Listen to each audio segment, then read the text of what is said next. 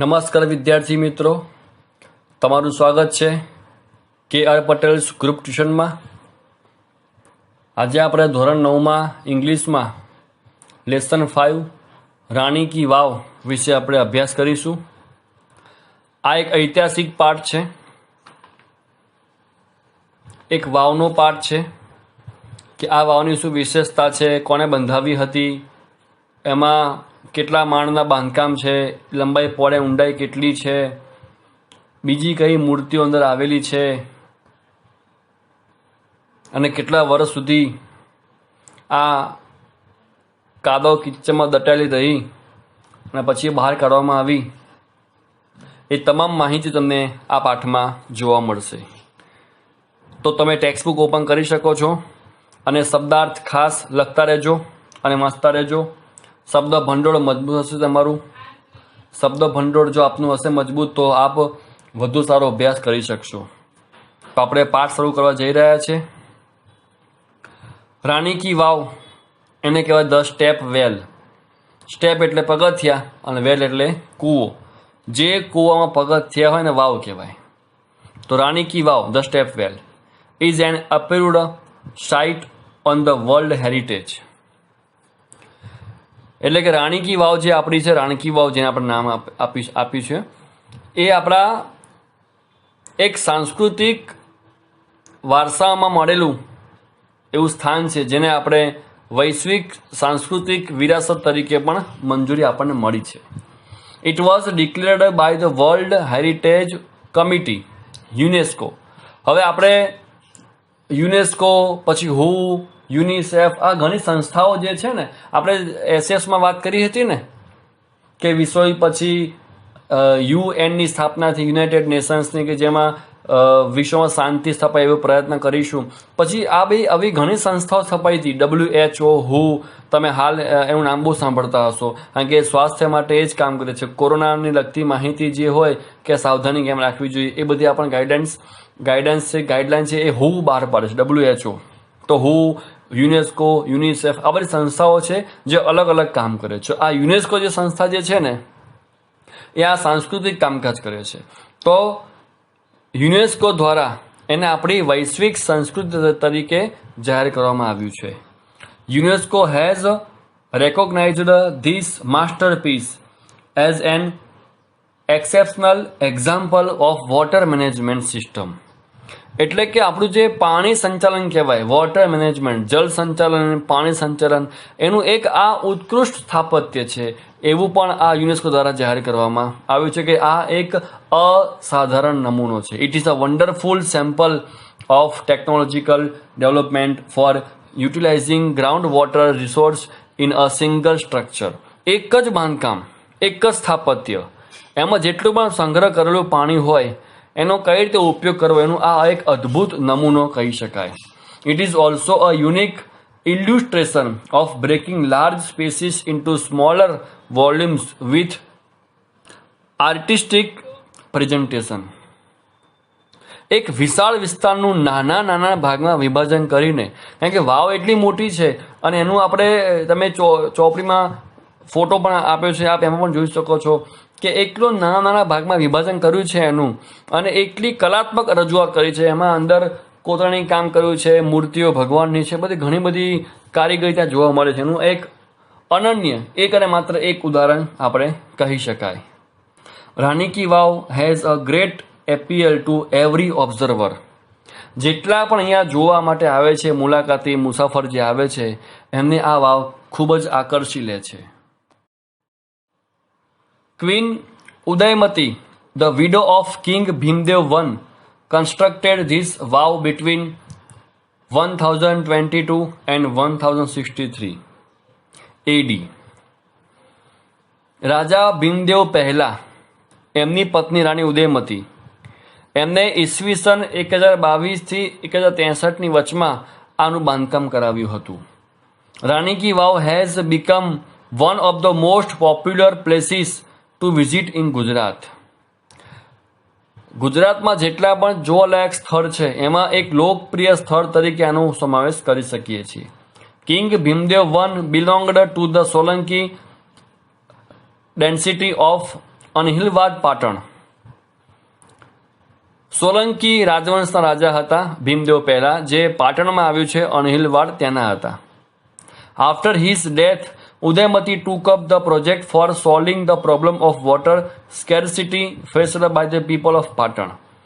રાજા જ્યારે ગુજરી ગયા તો પાટણની પ્રજા માટે એ વખતે પાણીની ખૂબ અછત હતી, એટલે પાણી જેટલું જોઈએ એટલું મળતું નહોતું.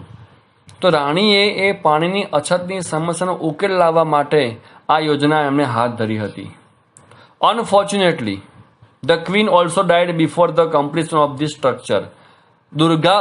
દુર્ભાગ્યવશ આ રાણીએ જે કામ શરૂ કર્યું હતું પણ આ કામ પૂરું થાય વાવ આખી બને પહેલાં રાણી પણ ગુજરી ગયા. In the world of architecture her beautiful idea has received immense appreciation.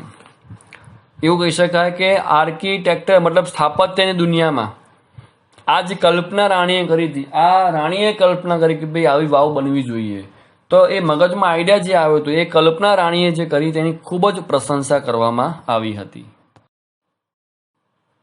Queens stepwell or Rani ki Vav is a 7-storied structure. આ રાણીની વાવ જે છે ને એ 7 માળનું સ્થાપત્ય છે, 7 માળનું કહી શકાય. This East facing stepwell is 64 meters long, 20 meters wide and 27 meters deep. આનો ચહેરો એ પૂર્વમાં છે, એટલે એવું કહેવાય કે પૂર્વાભિમુખ કહેવાય, પૂર્વ તરફ એનો ચહેરો છે. આ વાવ 64 મીટર લાંબી છે, 20 મીટર પહોળી છે અને 27 મીટર ઊંડી છે.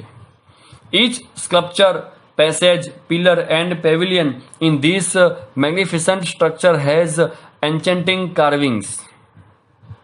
આ જેટલું પણ સ્થાપત્ય આપ જોઈ શકો છો એમાં દરેક જે શિલ્પ કામ થયું હોય, રસ્તા બનાવ્યા છે, થાંભલા હોય કે મંડપ બનાવ્યો હોય, એ બધા એટલા સરસ છે કે જે જૂનાને આકર્ષી લે છે. એટલું સરસ એ કોતરણી કામ ત્યાં કરવામાં આવ્યું છે.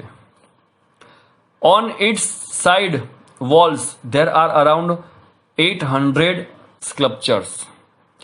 અને દિવાલો ઉપર લગભગ 800 જેટલી શિલ્પ કૃતિઓ છે જે કોતરણી કામ કરીને બનાવવામાં આવી છે. There are nearly 400 big sculptures of different gods and goddess in the Vav at present. આજે અત્યારે પણ આ વાવમાં લગભગ 400 જેટલી શિલ્પ આકૃતિઓ દેવીઓની હશે. These numbers would have been many more in the past in its original structure.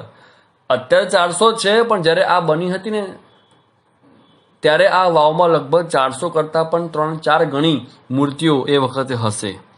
Each story has a narrow corridor for the visitors to appreciate beauty of sculptures and carvings engraved on the walls.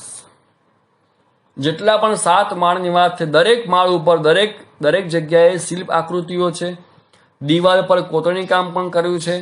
જેટલા પણ મુલાકાતી ત્યાં આવે છે એ દરેક માટે એક સાંકડી, એક પરસાળ પણ છે કે ત્યાં જઈને એ લોકો ફોટા પડાવી શકે અને બધી વસ્તુનો આનંદ લઈ શકે. Even the pillars of the vow are not exception to it. They display splendid architect marvel on the stone.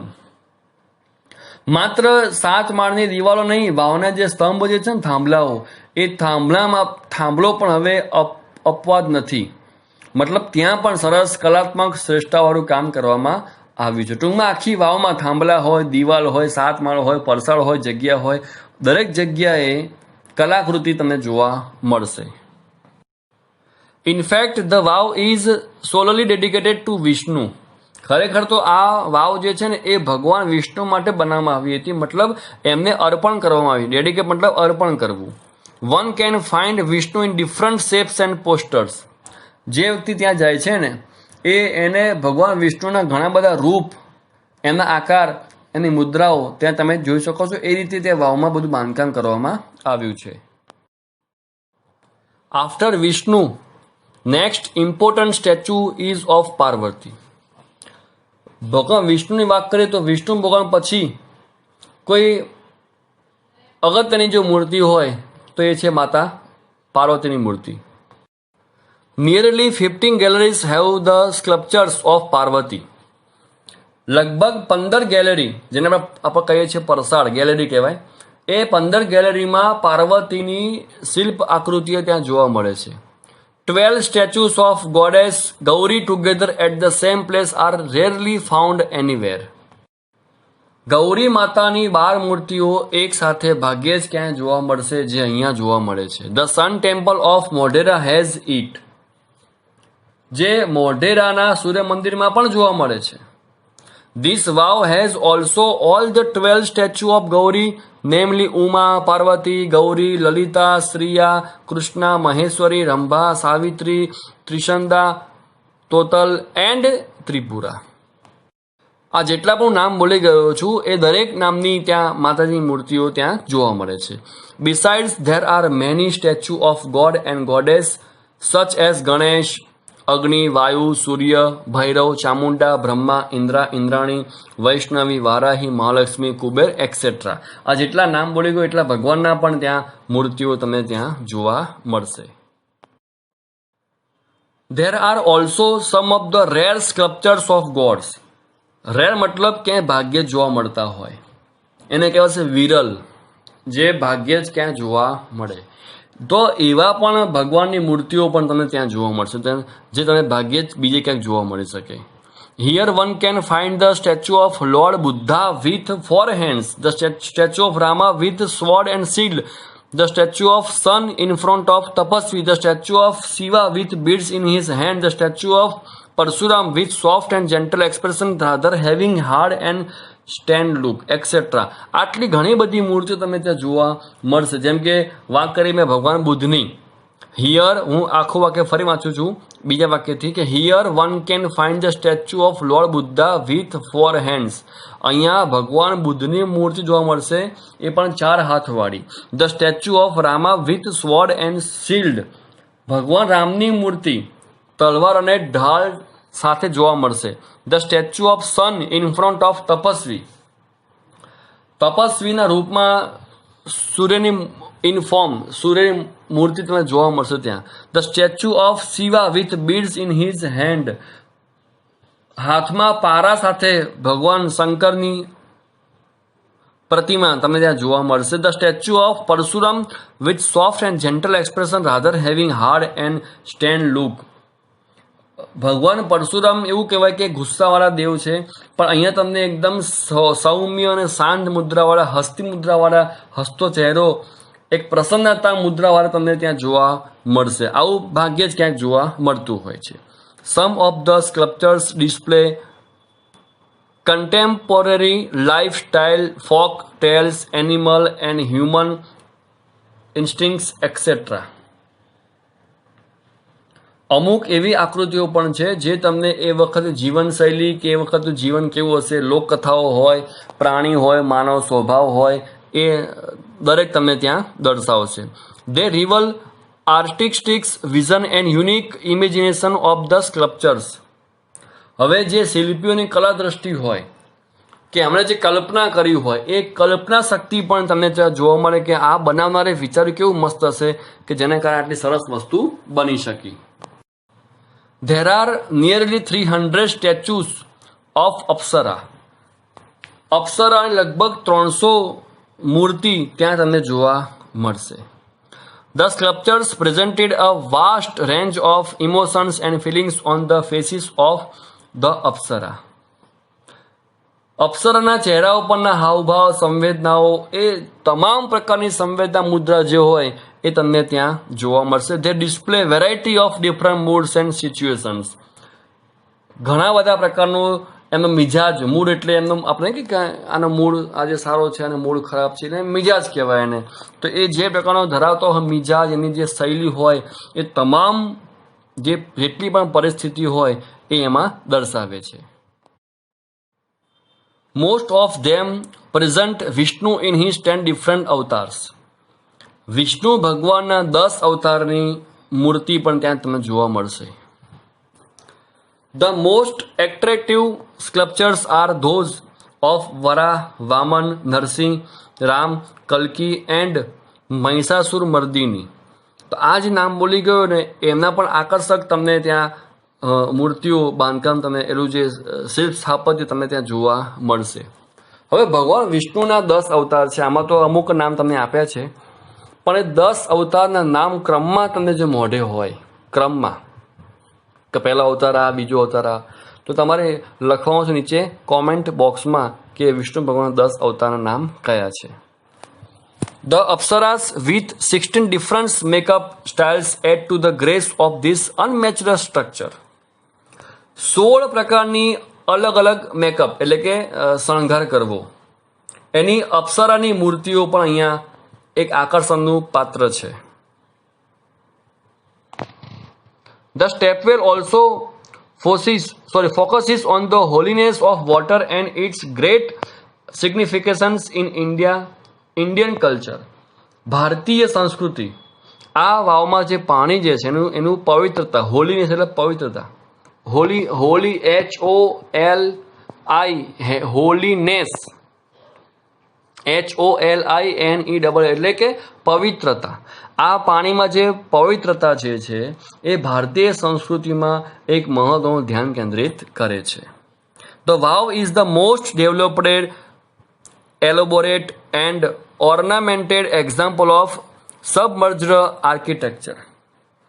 આ વાવ જે છે એ એટલું ઝીણવટભર્યું કામ કર્યું છે, એક અલંકૃત કામ કર્યું છે, એક વિકસિત પ્રકારનું કામ કર્યું છે કે એનું એક ઉત્કૃષ્ટ ઉદાહરણ પૂરું પાડે છે. It shines the glory of development of stepwells in India. ભારતમાં પણ વાવનો વિકાસ થઈ રહ્યો છે એની આ એક ઉદાહરણ પૂરું પાડે છે. This vow is a large and complex types of stepwell. આ વાવની રચના ખૂબ અટપટી છે. It has ornamented panels of sculptures. તેમાં શિલ્પકૃતિઓની ઘણી બધી તકતીઓ જોવા મળે છે. It lay buried under the mud due to flood first and then vanishing of the river Saraswati. પહેલા પૂર આવ્યું હતું, એ પૂરના કારણે અને પછી સરસ્વતી નદીના સુકાઈ જવાથી આ વાવ કાદવ નીચે દટાયેલી રહી હતી. It was hidden under the layers of silt for almost 7 centuries. 700 વર્ષ સુધી આ વાવ અંદર કાદવમાં દટાયેલી રહી હતી. 7 centuries. The Archaeological Survey of India, ASI, took a great care to preserve this structure.